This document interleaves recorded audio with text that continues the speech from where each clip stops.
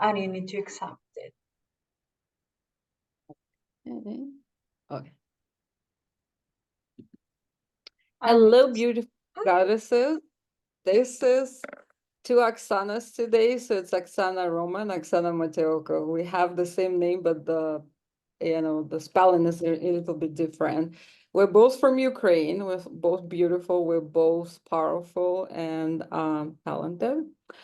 And today we're going to be talking about a very interesting topic. And I think it's undervalued.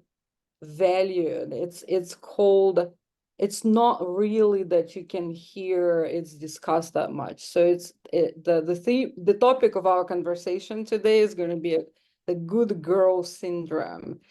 And Oksana actually like specializes in it. So I'm very excited to learn more about it. I know that we all do have that, in different degrees, but I'd like to hear more from the specialist. And I think that you are working with your clients, and it's mostly in like relationship area. Where do you like apply? Is it like a relationship with self, with others? What is your niche exactly like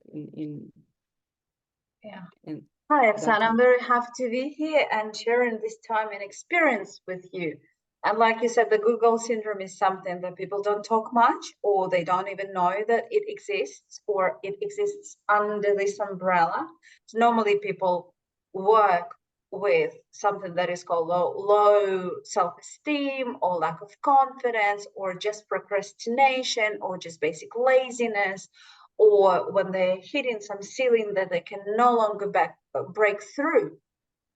And I found out that all of that has the similar root to it, the beginning, the basis. And the basis is something that is called the Google syndrome, which is not a medical term, and probably you will not find it in specialized literature. However, most of my clients who are professionals or business owners, they come to me, and that's exactly what we're working with this. They start with like, oh my God, why can't I make more money? I have this business and I can't make more money. Or I feel like I need to compete with my husband. Or I feel like I need to compete with my ex-husband, who is this powerful, funny man in the town, and I need to run a competition. And we find out that it all goes back to the ingrained traits all the way from the childhood. And we call it the Google syndrome. Sometimes people call it the nice girl syndrome, but I guess it's basically the same. Yeah, so you mentioned something that came through my mind. Would you say that most of these ladies, do they have like imbalance of feminine and masculine energies? Do they like tend to be competitive? Is it like more of the outcome of the symptoms that they having? It's like one of the symptoms. It depends on the personality and the set of behaviors and the set of mindsets. And because we're all different and we have different stories, some women tend to become more masculine, or I find it very funny because when I work with a client and we go all the way to the shadow values, like I like the Carl Jung expedition in that, all the depth of it. And when we work with the shadow values, we find out just because the lady, mostly I work with women, because of the ladies resenting the father for some reason, whether the absence of father or coldness of father or whatever the Or story is. abuse from the father, yeah. Yeah. And then that lady develops the traits that are considered to be more masculine, although it's not even correct to say so. And they become more competitive. They resent men in general, and they compete with all the men. And then, all of a sudden, she is a single woman wanting to have a man in her life, and she doesn't have a man in her life because every man who comes her way is a very weak man because she exhibits a lot of power. And then she feels like she needs to compete, even though she doesn't want to compete. But she has that innate drive to compete with men, to prove that she's worthy, because it's the abandonment issue from years ago, or just basic resentment. And there's this phrase that I love, and it plays up in life so much. A woman who resents her father, or who has some pain towards the father for whatever reason, she will always look at a man with her eyes full of expectations. She would expect the guy to be this. And a lot of my clients, even though they're successful, they're talented, they open up their businesses, they work day and night, they do make money, they still expect that there will be a man who'll come and saves them so she can finally sit and relax, or just be a girl, or just be this sweet, nice little girl, which means at the very bottom, she just denies herself. She doesn't know herself very well, and she's still expecting something that she doesn't even know what she's expecting. So it's all twisted into a huge bubble that at times is quite challenging to unpack. Yeah, this is what we work in. It's rewarding. Yeah, I completely agree with in my experience working with mostly women as well, and it usually comes to the worth issue, or them feeling like they deserve, or they're good enough, they were the worth. So at some point in the childhood, there were some traumatic experiences that they just decided that I'm going to do anything and everything to prove, and proving it's more to themselves versus to like the person that caused that trauma. It could have been like their dad, or maybe man later on. But it becomes it. So the root of perfectionism, which is like a big like trait, right, of the good girl syndrome. Uh, and a lot of high level achievers also, it's almost like they are like running away, or running like toward their goal, but running away, and it becomes like a treadmill that never stops, because it's like that stimulus in their brain that you constantly need to prove something. Yeah. So what are other, yeah, go ahead. Yeah, the approval seeking, it's just like the basis of a good girl syndrome, because basically what they're looking for love. I just onboarded a client, and it was so funny because she came with the money issues, because she's so talented. She's got her own business, and she cannot earn whatever she thinks she needs to earn being this type of business owner. And we were unpacking her values.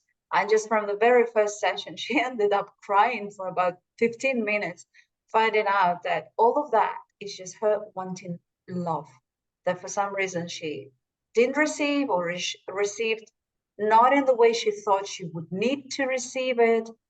And so just fear of not being loved. And it changed the perspective. And there was a massive shift straight away, just from the values track. Beautiful. So what was the top value for her? It's when we do values, we take a particular problem. So it's just values in a particular problem. So when she says, and it doesn't work like this, because it's a tricky track. We take people, it's called values, but the way we unpack it, it's not values. We seek for emotions, because the emotions are the fuel that makes it all possible. Like the values is something that is important for me. But let's say it's money. Money is important. A lot of people want money, and they're even ashamed to say so, especially the good girls. Like, oh, I'm such a good girl. I shouldn't want money. I shouldn't charge people. I should always be nice. But then we're seeking for the emotion that is a driver for that value to appear. So the actual value becomes sort of not like very important at the end of the day, because we pay more attention to the emotion and the feeling and the thoughts that provoke that particular emotion. And then whether that value is the value, or it's not my value anymore, then we change and shift. So it's a beautiful process that we're taking our clients through as a journey. Yeah, it could be like, many people would say, oh, I'm valuing money, like you said, for example, right? I'm valuing freedom. It's like on the top of my list. But what's behind? What is like the emotional charge behind that value, that what represents that? Like, for example, if she wants love, what does she really like? What's behind that? What's being loved for For this your particular client? client, you mean? Yeah, for this particular, for example, yeah. Like for this particular client, it worked out that she wanted to have more money. And importance to have more money is to, for example, to be able to travel, to be able to have the freedom, to be able to spend time with her family and children, and to actually see her husband at least sometimes. And the reason why she was working so many hours is because she wanted to be loved. So the feeling is love. And then we stop. Okay, the basis is the love. Do you feel love? Is there love? And we just look at love from a completely different perspective. We take away the stress. We're entering it through the balcony. So it's like, okay, it is already there. It's present. So perhaps all my effort that I'm making such an effort, and maybe everything goes into the completely different direction that my soul desires. And this is what we're going to discover with her on Friday. So we go, and then we'll go to the shadow values, like what is the shadow part of you that takes you away from the love that you deserve, that you already have, or takes you away from feeling the love that you already have, and it puts you in so much fear. And it's just a beautiful, beautiful, like a little blossoming flower, the process. And it's gentle, and it's all true because it comes from the client's words. Us as therapists, we don't have to even say much. You just ask a question and they answer, and that's it. The job is done. It's beautiful. But it's the point of asking the right question that provokes the thoughts that lead the client to the goosebumps. And we call the goosebumps, we call them the truth bumps, because there is a body reaction. Neuro the neural paths are being created there. So the neurons are traveling, creating the reaction in the body, and then we know, okay, we hit something here. Yeah, And it's like a realization in that moment. It's like awakening. It's awareness, right? So that's um is how the neurons are rewired for new belief. And that's what they say, like embodiment of new beliefs. That starts with the nervous system. It starts with the brain, emotions, still our spiritual selves that I deeply believe. What would you say do they deeply desire? Like the clients that come, what are the pain points? What are the problems that they voice? And maybe you see that the real issues behind them are different. Like what's the situation usually, what they come for? Are they coming for more money? Or they come in, do they feel they are not confident enough? How do they voice their problems? usually people come with different sorts of issues, and normally it is something super tangible, like relationships issue, work related issues, money issues, or health issues. Is something that is so tangible. Panic attacks, very often I have women who come with me like, Oksana, I cannot calm down, I have this panic attacks. I have women who are willing to change careers, and they are lacking strength or confidence to just jump out because they're fearing not to have money. I have business owners who work around the clock, no days off, and they are already like exhausted. And they have health issues, family issues, and the money trumps. So usually it's something very tangible. But the way the conversation flows, we always look for what is important for you. And for every person is something different. But at the end of the day, for every person in the world, I believe, for every single healthy person, mentally healthy person, love probably would be the one that everyone desires, something that everyone desires. And these people, they want more free time, better quality relationships with their loved ones, better quality relationships with themselves, and feel the emotions, the ability to feel the emotions and feel their bodies, and have the work-life balance. So again, it's tangible, but the way it unpacks for every client, it's a separate journey, and there are no predictions. And we are taught as professionals, we are taught, do not add meaning. Like if a person says A, it means A, because in their model of the world, it is what it is. So we cannot assume and add any assumptions. It's just the way it is. And our job is to walk them through their own journey so they make new senses.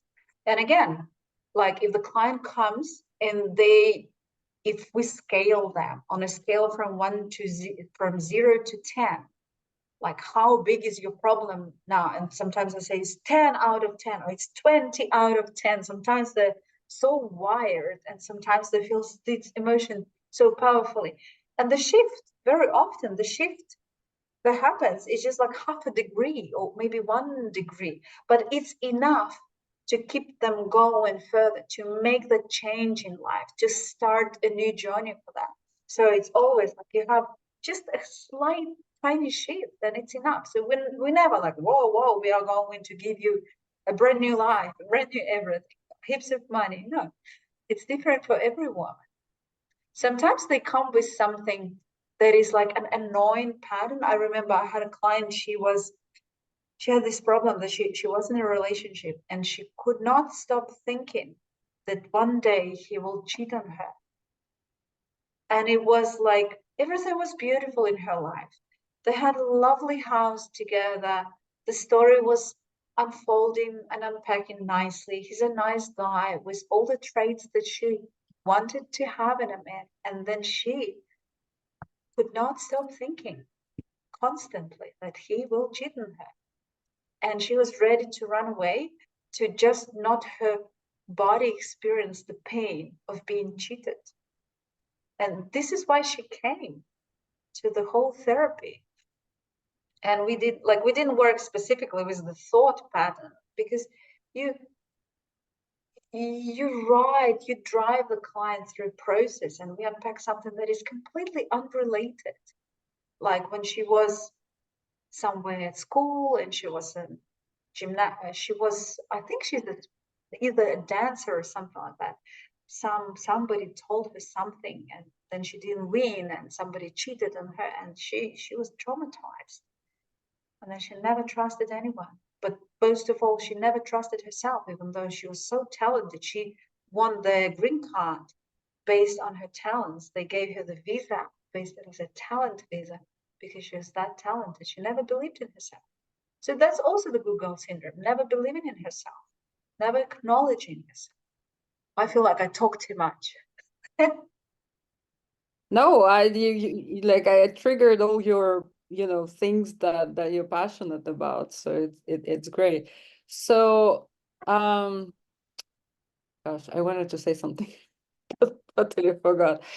Yeah, it's interesting because there are some things that, like some events that has happened and strange connections they have, like behaviorally, like they have in the subconscious mind. That's how it's rooted. Sometimes the cause and the problem is so surprising, especially like what you've like said. It's very important also for women because we attribute a lot of self-worth connected with the perception of our body and our looks. So as girls, like growing up, we like we have like connection, and a lot of times when women are unpacking that, they realize how much guilt or shame they have, like if they were athletes,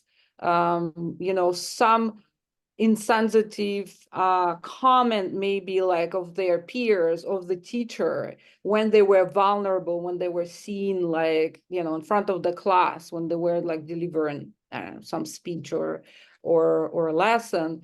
And how little things, because how, like, as children, we're not equipped to process this emotion and also give them like a meaning, or you know, like as an adult we can like explain things, and we can like justify, or we can understand the situation from other people points of view. But because we have like this egocentrical perception of events, that we you know, like connect to ourselves, because a lot of us were like, you know, whatever happened in our lives, we would say, oh, that's my fault. Like, you ask a lot of children, like, their parents are divorcing, it's my fault, like, Victimhood, as yeah. something happened. So a lot of things that were formed there, and you say it's like it's like this dark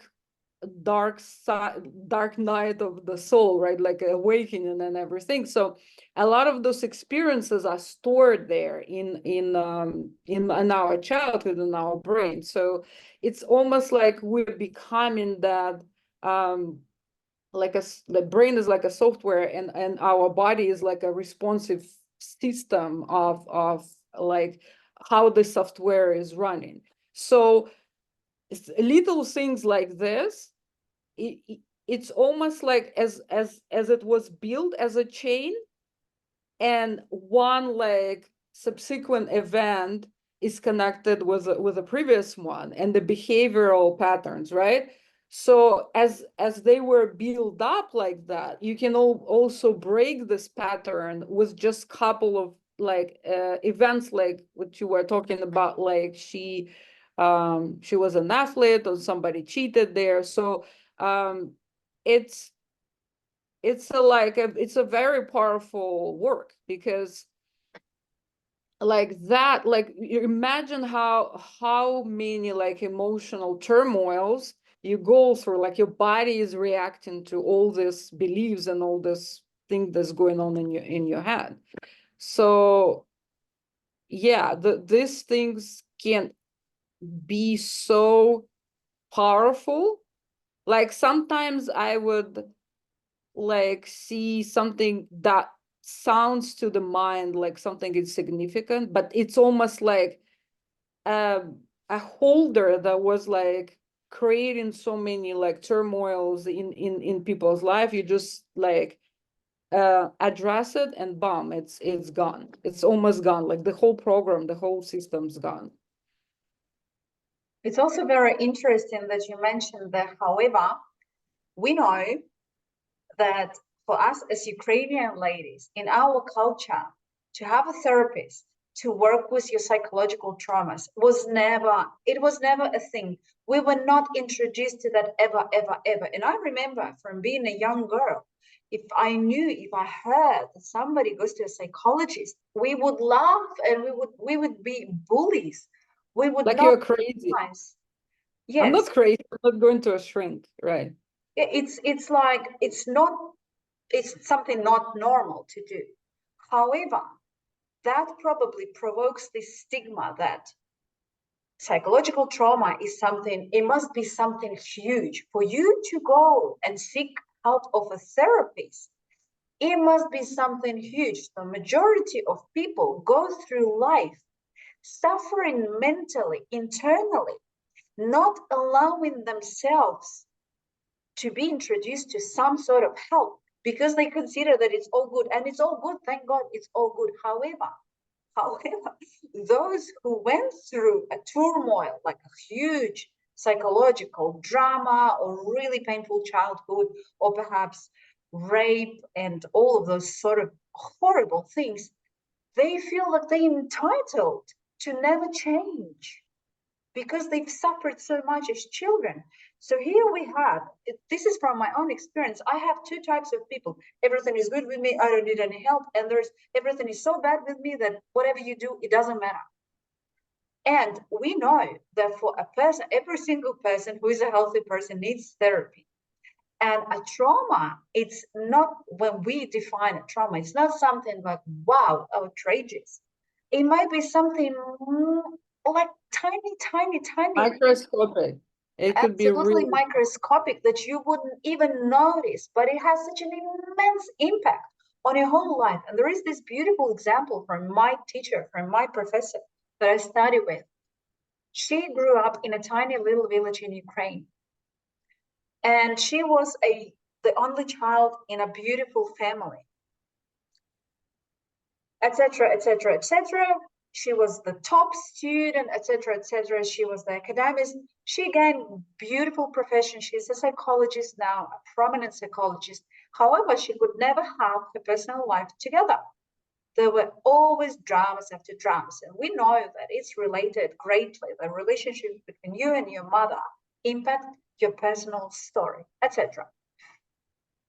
She ended up being a client of a therapist, and they ended up finding something that was hooked to her mother.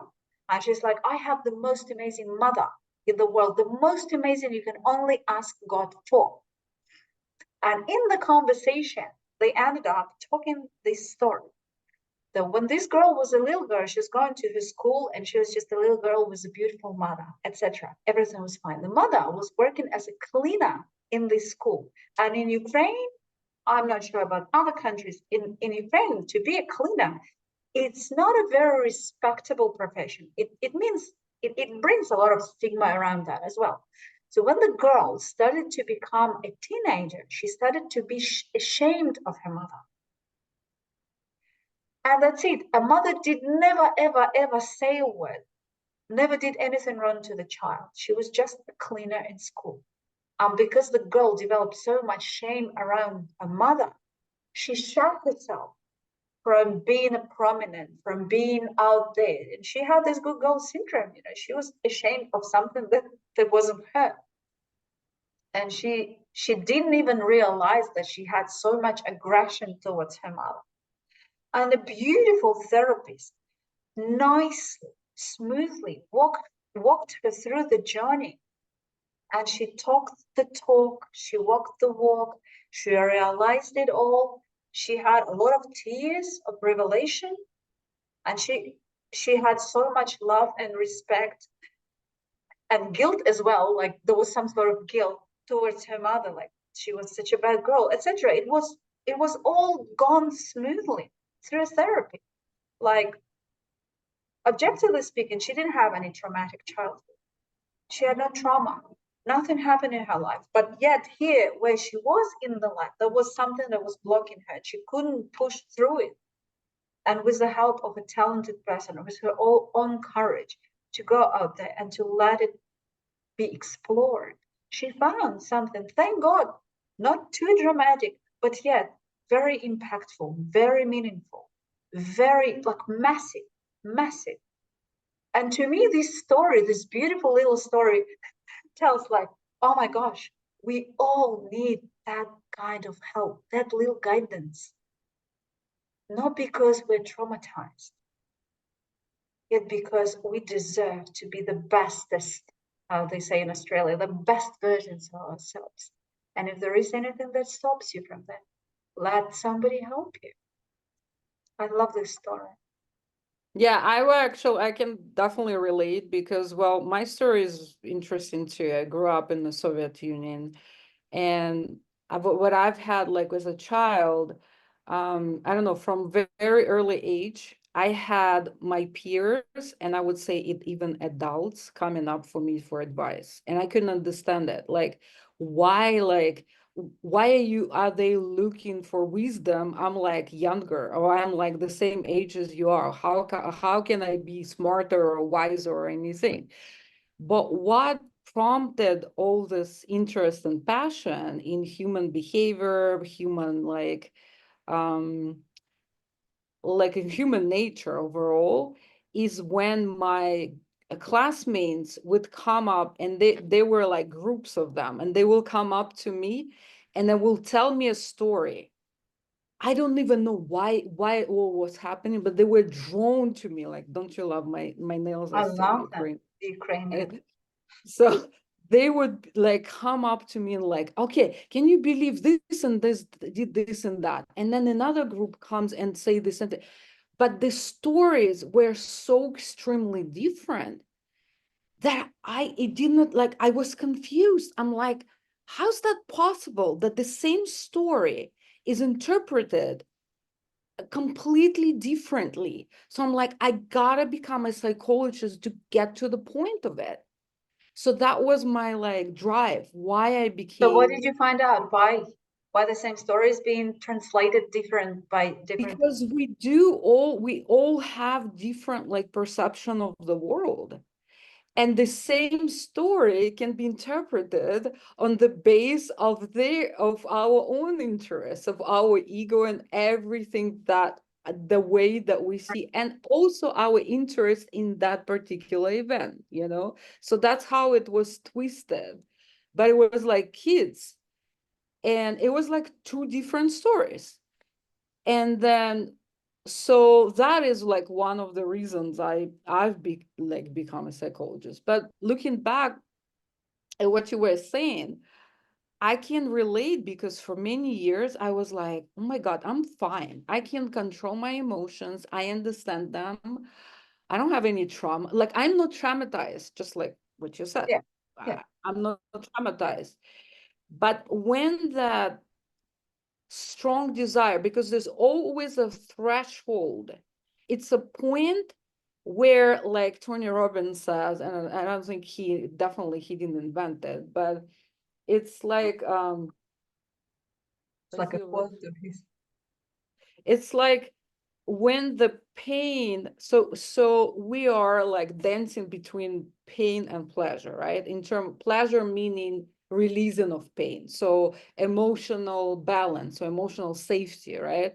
So once the pain of being like in the same place becomes stronger, that's where the threshold starts, and it's almost like kind of like not a panic attack, but the strong desire from within come from that comfort zone, and like you understand, okay, this is something is really wrong. So for me, it was when COVID happened, when some, you know, personal disturbances, some in my life, things happened. It just came all in once, where I started questioning. I felt like all the ways didn't work for me, and I'm like, okay, I have to really go deeper. So I hired like the best of the best, like therapists and healers and people that specifically work with, like, you know, with going deeper where I didn't see my like blind spots, right? But I did have that vision as well. Like I'm like, you know, I'm just fine. And unless some life events just put me in position that I'm like, okay, I cannot lie to myself. There's Hmm. like some things that I have to work through. Some things that where I couldn't, um, maybe people pleasing too. Maybe perfectionism, maybe like being stuck, you know. So I also have this like love to figure out like almost like physically, experimentally, like why am I going through. So with that, it's so much easier to help others, because you have this empathy and you have like understanding of every like phase of the journey on such a like deep level, because you had those fears, you were just walking towards something uncertain, something new, after your dreams, and then all the fears that come up, you know, and it's all normal. So there is always a threshold where people like, okay, there's something that needs to be addressed, you know. Yeah. A little So bit of analytics is to be done. right, right. And it's a beautiful, this is a part of like, yeah, the Carl Jung, you know, a story, a journey of a, you know, dark day of a dark night of the soul, whatever, however people are calling it, is when you become brutally honest with yourself. You're like, okay, That's enough. It's enough, and it's a beauty.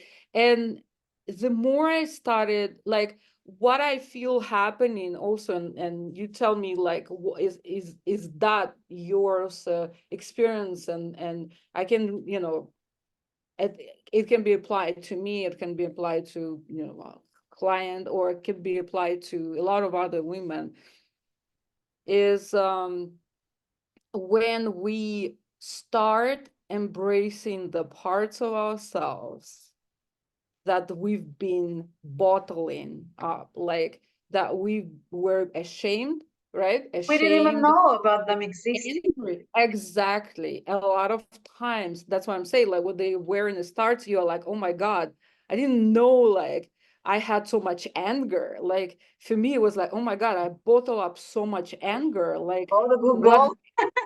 exactly, like That's what's under this anger? Like what's that? It's a fear, it's a sadness, it's shame, it's guilt, it's everything. Like and there's so many, like I've been through abuse. I haven't even like addressed it for many decades until I was asked once.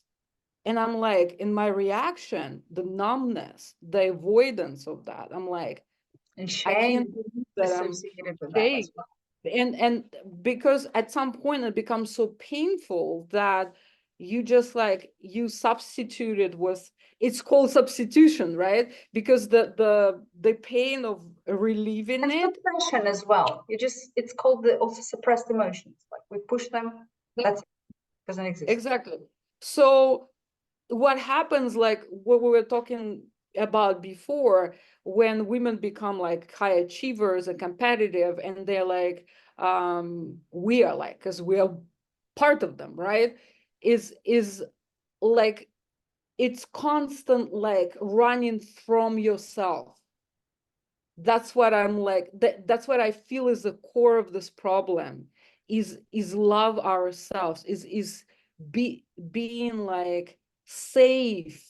I think safety is so important for us, safety, emotional safety, physical safety too, because if you will look at the brain, and like millions of years ago, our ability to be collective meant whether we're going to survive or not. That's how our brain was wired millions of years ago. That's where the fear of rejection and abandonment come on the deep level. It's unsafe. So a lot of times we like we seeking for it, and if if there are patterns of like people like leaving us, and we have that trauma from the childhood, it's it just repeats itself because we're not feeling, we Yeah. are running from the core of who we are. And pretty much the biggest fear is that should we accept ourselves in even like dark part, or like, because we are dual, the word is duality, we are dual, we're not like, nobody's perfect, like you hear Yeah. it all the time, right?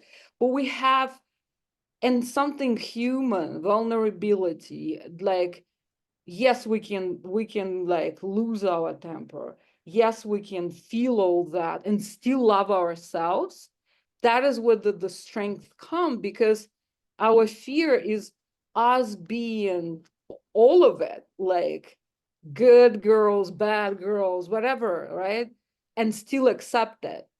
That's the fear. If we're not accepted, then we're going to be rejected. So I feel like in the root of that is that, like, yeah, we're not accepted as well as we are. That's why it's easier to numb and like To hide away.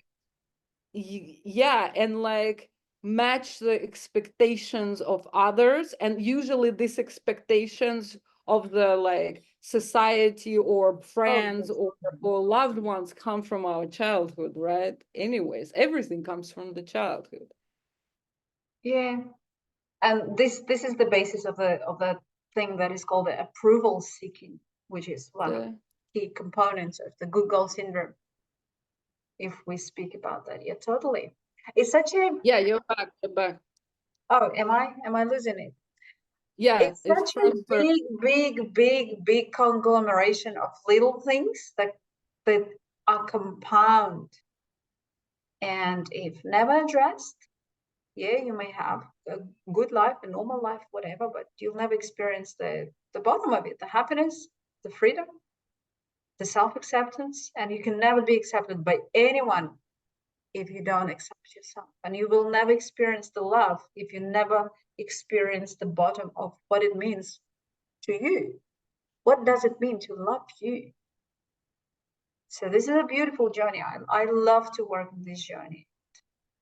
I always, I always, have a question yeah, for you. I have a question for you. yeah. How did you how did you come to this journey? Like, what is your story behind what prompted you? What led you? What guided you into this path? I thank God. Well, Well, first of all, yes. I was always, ever since I remember myself, I was always interested in psychology, ever since childhood. And I always knew that I have some special gifts ever since childhood. However, being a Soviet Union baby, etc., conditions and conditional life led me towards different directions. But it's when I ended up in Australia, being on my own, being an immigrant, and having to I was forced to change my life. And a lot of things I didn't like, and I was alone, far away from my family, like still running away. Now I know that I was running away from everything that I didn't like and I didn't like about myself. And I just happened to meet the right people here. And this is it was here when I hit the bottom, the rock bottom. I said, like, I can't handle it myself. I need somebody to help me. And I happened to meet a gentleman who became my first therapist. And then I enrolled and I started to study. And I was like, wow. So originally I just came to help myself. I was diagnosed with depression, clinical depression, 8 years. I went through the whole lot of that. And I'm like, oh my God, when I look back at that, it's like, that wasn't me. That wasn't me. And I never believed in my power. And I never believed I can develop a profession out of a career, out of whatever my studies are. But then life, it just, life always probes you. It's like you think A and life gives you B, but you won't even eat the B. You'll have to eat the D that you have to somehow create for yourself. And, life happens, people die, and you just learn on the go because you are faced with a situation that there is no way out, there is no way back. And this is actually how I started to be a full-on coach and a therapist when my father passed away. And I was looking at him and I was like, shoot, I am this rah rah. I went to Tony Robbins here and there, started thousands of dollars here, thousands of dollars there. And then my father is dying and I cannot do anything. Zero, nothing. I was like, God, I'm just a toy in your hands. I cannot do anything without your guidance. And then gradually, I don't even know how. It's a word of mouth. People started to come, and I'm like, wow, I help, I help. And meanwhile, I always have somebody on in my pocket to help me, like a guide. Whether it's a therapist, now I work with a therapist. Usually, it's a coach, somebody to guide me because I know I can't do this on my own because I'm just a human. I study, I forget, I fall out. This is I think my journey is like a journey of millions and millions of other people. It's just I believed in help. You cannot do it on your own. And then there are a lot of people who I admire. Like I look at them and it's like, oh my God. And I'm jealous and I'm envy and I want to be like them. It's all of that, all of those emotions. And I know that when I listen to them or when I learn from them, they share their story. And it's never that they became that big on their own. They had somebody to lean on. And I was like, wow, that's the power. That is worth of all the money that you pay. Until today, since 2016 till today, I always have somebody in my pocket to guide me. And also I am a huge believer, like I am more traditional, like I believe in God and in the power of prayer. And I know that if I pray with that right set of mind, and I know that my set of mind, it's going to work, it's going to happen. And I always ask God to calm me down, to take temptation away from me.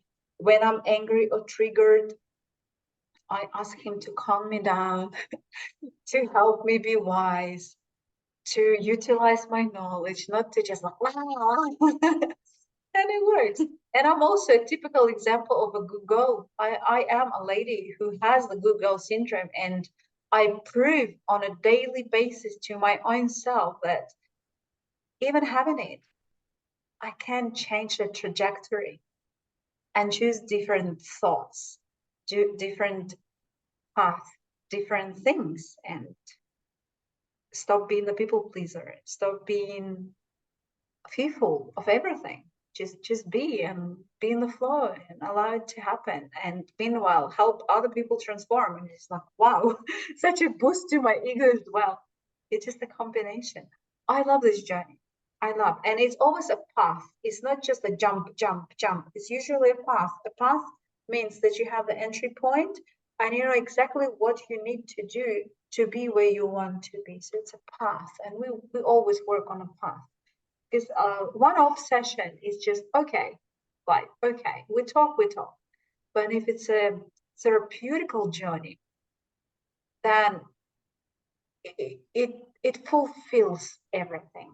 It just makes you who you need to become. So that's Yeah, it's like I completely, yeah. As you were talking about like going through all these emotions and how we lose like hope or patience into like is into journeys. We have like big dreams, like the more talent you have, the bigger your dreams, because you know that you can like reach big heights. And these people went, that's why I love like biographies and I love people's stories, because it shows like um behind every huge success, like you said, there's always a team of people that were sent by God. I strongly believe in that as well.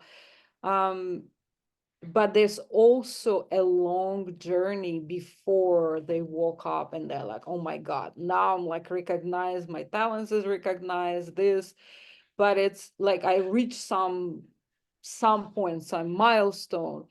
But behind that, there's like is like, especially in being an entrepreneur, right? Because it's not, nothing is set. You have to create a lot of things. To create a lot of things, you have to have this courage. To have this courage, you have to have a strong mission, feeling of mission. It comes from God only. There's no other sources, right? And to have this vision that you follow, you lose hope, and then you get up and you keep moving. You keep moving every day. You're recreating it every day. You ask God for support, because like people, I strongly believe that God sends us people as help, and he sends us to people as help as well, because we are community. We're like, it's in society, we're human beings. But there's always, what I found, the most profound guidance that I've ever had, and still, when I step out of my way, my own way, I always ask God for like, and listen to my intuition, listen to my higher self. So it's not just like, okay, sometimes I'm like, okay, I've tried this, I tried this, I tried this. Okay, God, you know better. Just tell me, show me, proof, like give me science, like what is the right way to go. Like I have to feel that we're moving into, like, we're co-creating, we're like moving into a same direction. So I would feel. So when I get out of my ego and I get out of my head, it just starts flowing. oh, I love. And being coachable is one of the biggest, like it's a must. It's a must if you want to like consistent growth. We can't like it, like I've read thousands of books, but leveraging this talent, effort, money from other people is just it's amazing. It's the smartest thing to do. And if you even like um you listen to like the biggest guru, like even like business gurus or financial gurus, you see like the biggest return on investment comes from investing in yourself, because then you have all the resourcefulness to have this creative outlook. You have like the mindset, the meaning of everything that is happening. Because that's another thing, like going back to like you asked me about my childhood, right? Is the same situation that the kids were seeing, right? But that's the meaning that they attached to that event, had a completely different story for them, you know? Yeah. So it is like a very it's so funny how you were saying things, and it almost like it's resonated with me, and I was like laughing um in my mind, and I'm like, we're like twins.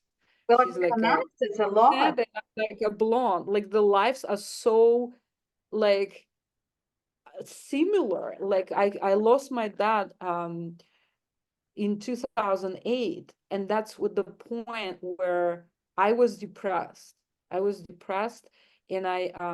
it actually, I did have my first one-to-one experience with Jesus, where I said, like, God, like, what is going on? Give me the answers. Like, I have everything. I had everything in my life, beautiful family, like the upscale neighborhood, like luxury cars, like 5-star like resort, like I had everything.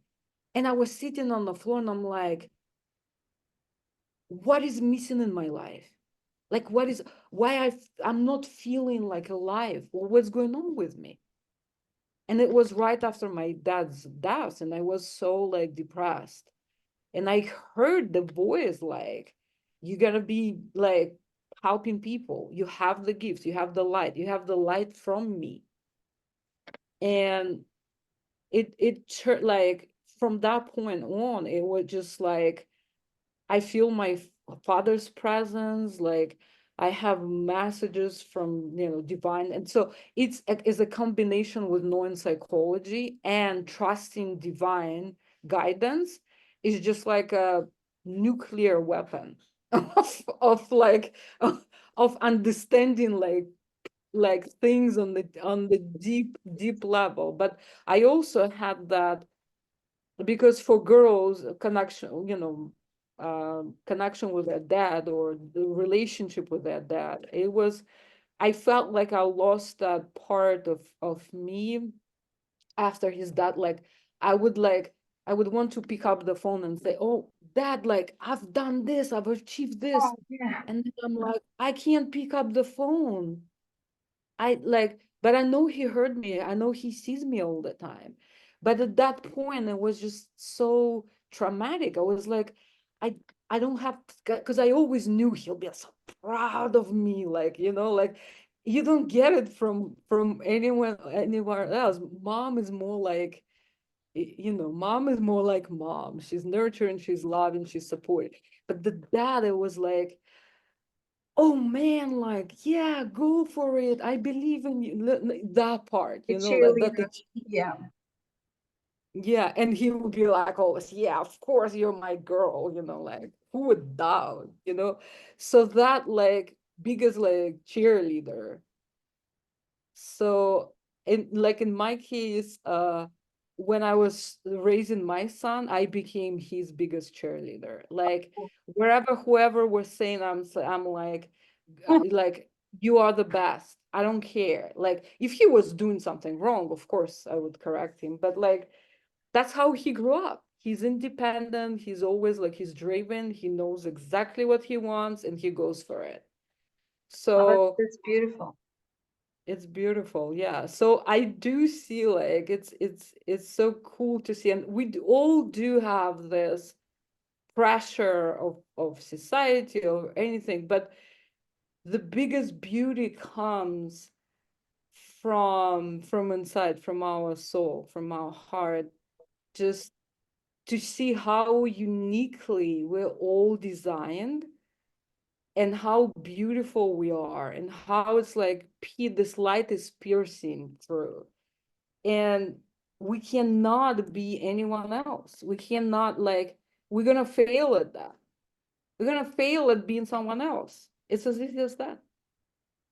Yet, when we become our own selves, we are then able to raise beautiful, beautiful children who no longer have all those symptoms and syndromes that we have.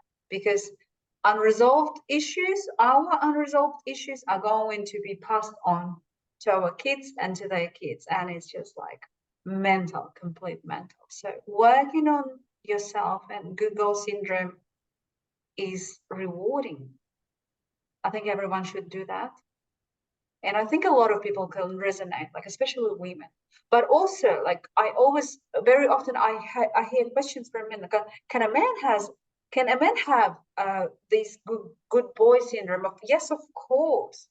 But because the society is more sort of, the society demands more from women. Women must be this certain way. Women must not be certain way because men are easily forgiven. But there are men with good boy syndrome. Yeah, of course, people pleasers, approval seekers, perfectionists, those who are fearing rejection or failure, those who have difficulties with setting boundaries, and we call them all. He's a weak man.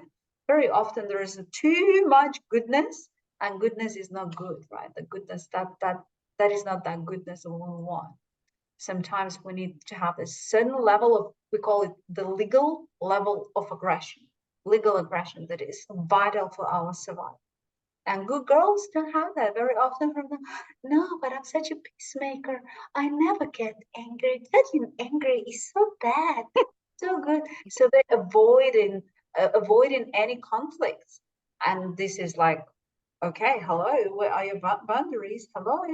Then we hear so much about bullying at schools. Where is that coming from?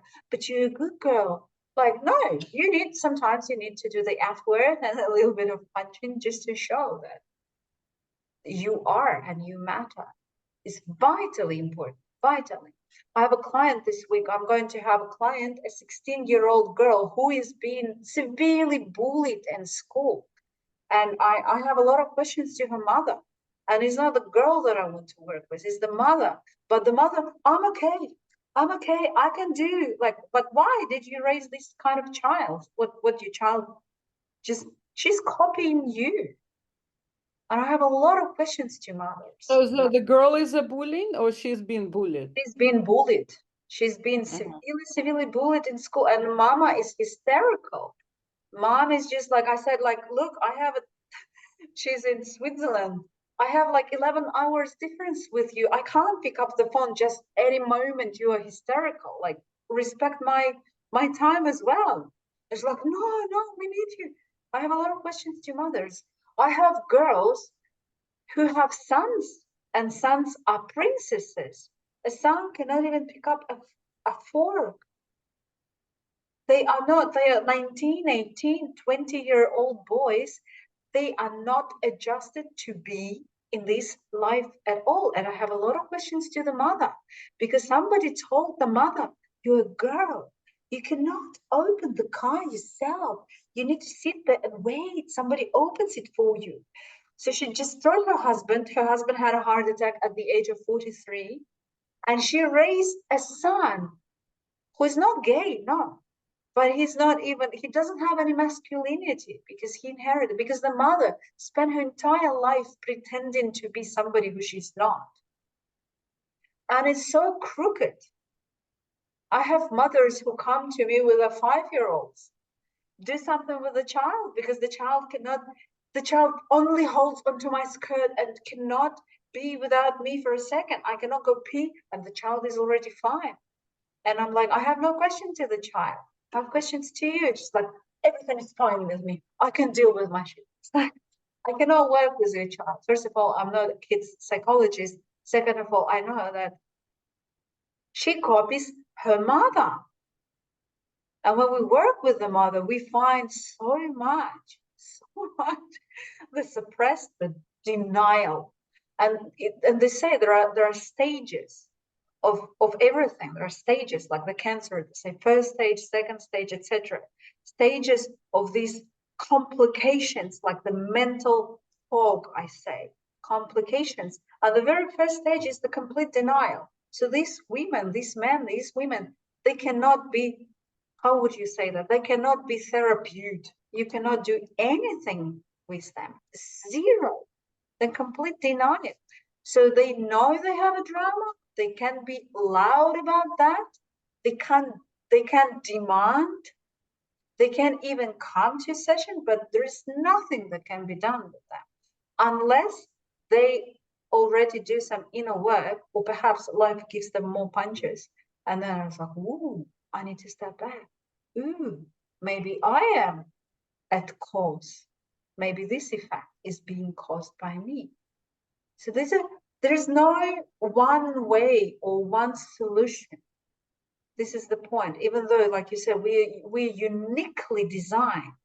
We're very similar at some things, and we're also very, very unique, because what helps you may not help me, and vice versa, because we might be just on different levels of this journey based on the experience, cultural implications and effects, etc., etc.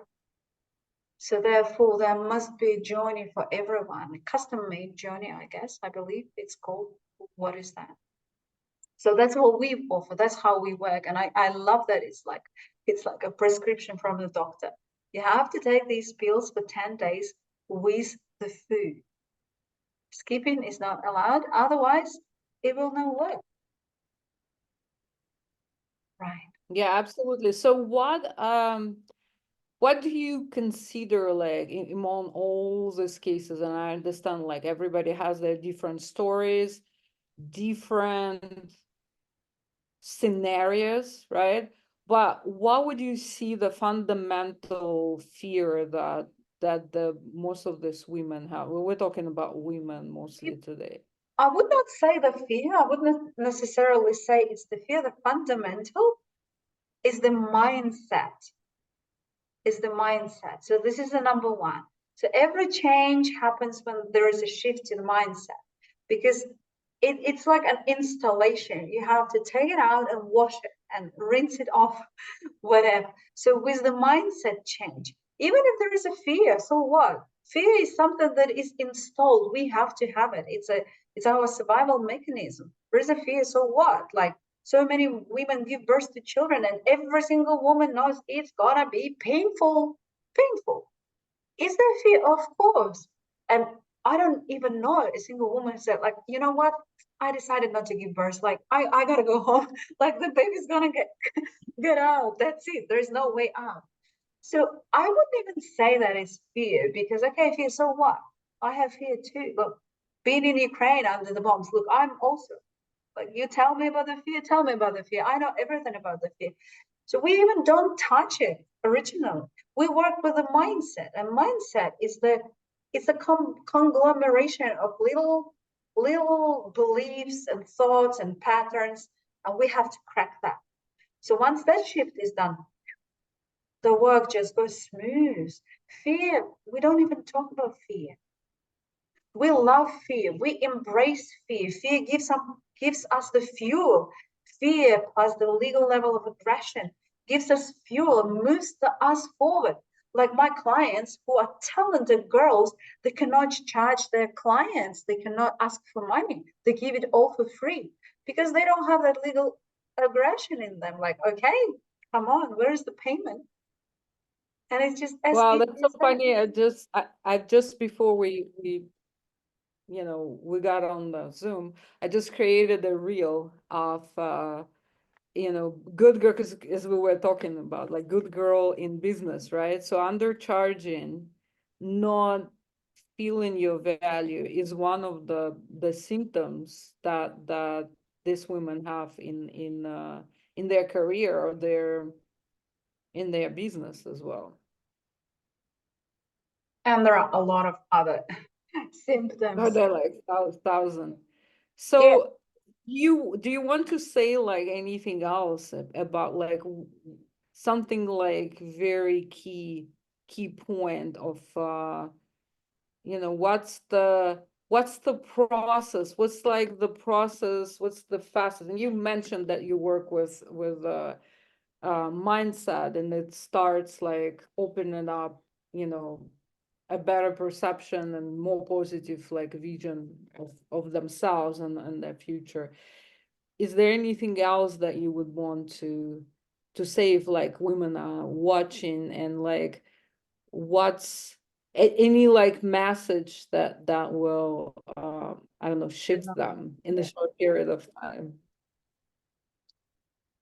what I would want to say that if you do resonate with what we've just covered, if you do experience that you're a people pleaser, that you feel like you live the life that is not yours, that you cannot push through and you're suffering and you cannot find the reason, get help. Connect with us, with me, or with Oxana.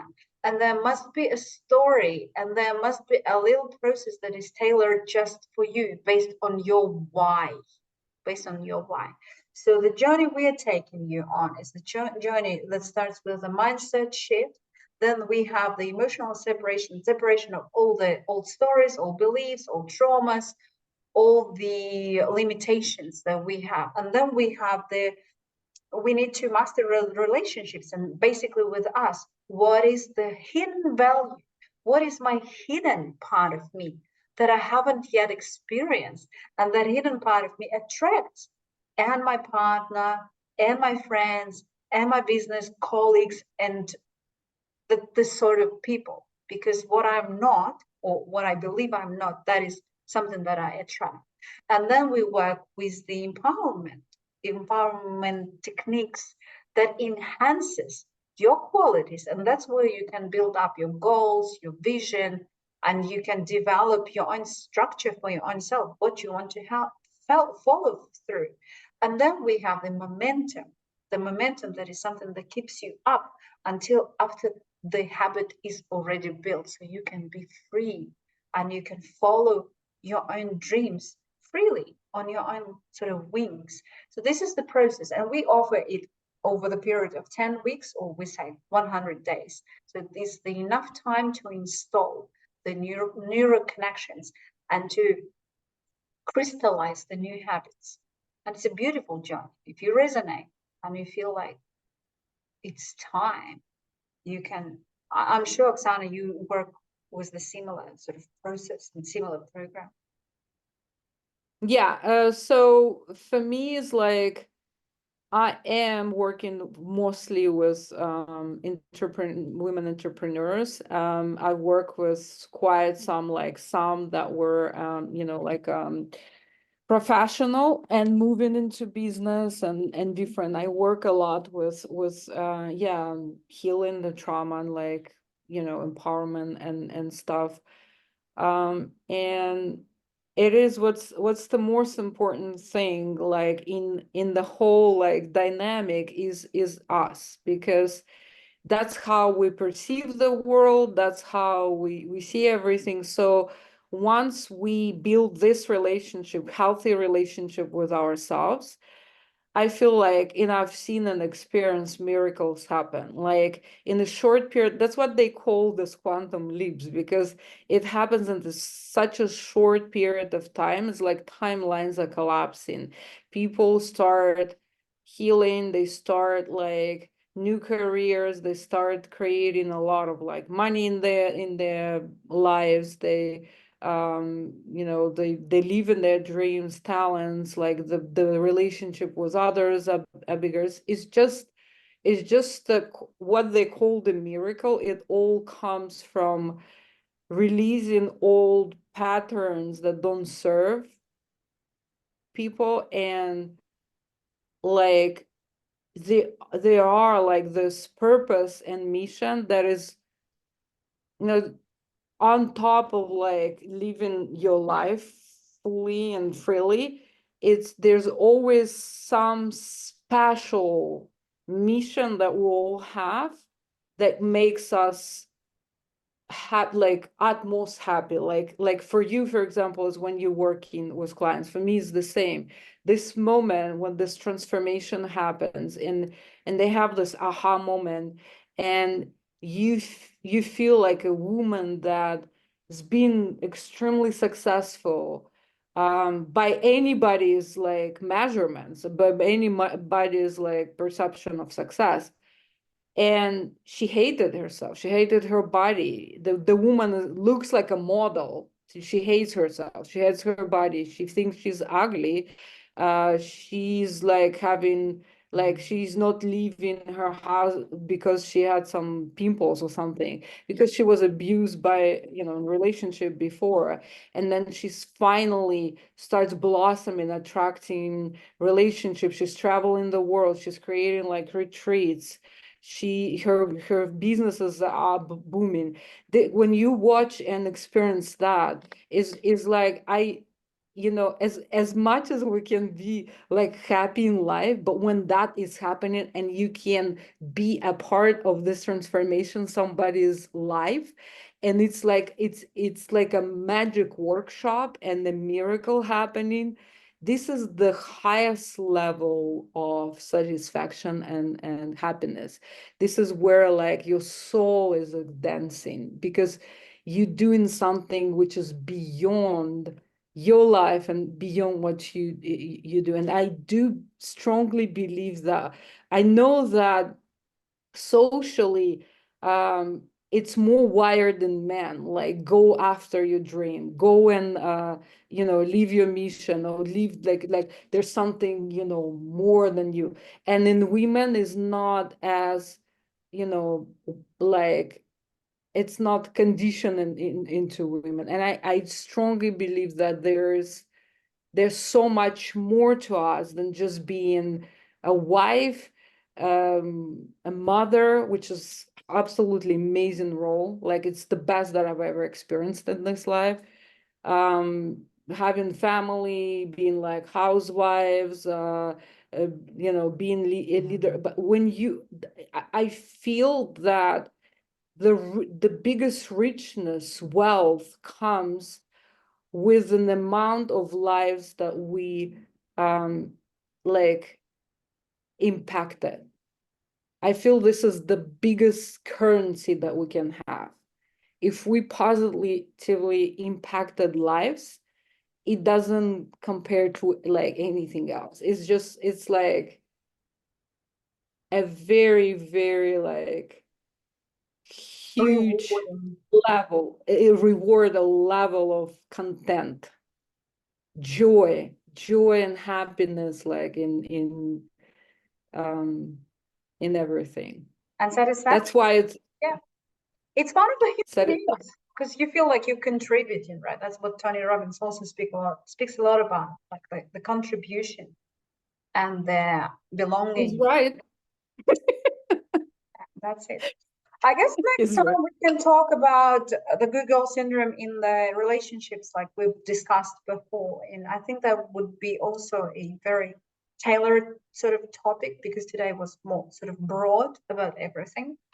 Yep, we've managed. Yeah. I think we've covered some Yeah. interesting points. Is We there have, something? yeah. Do you want to stop the recording? I think we already like sort of covered. Yeah. No, just stop the recording so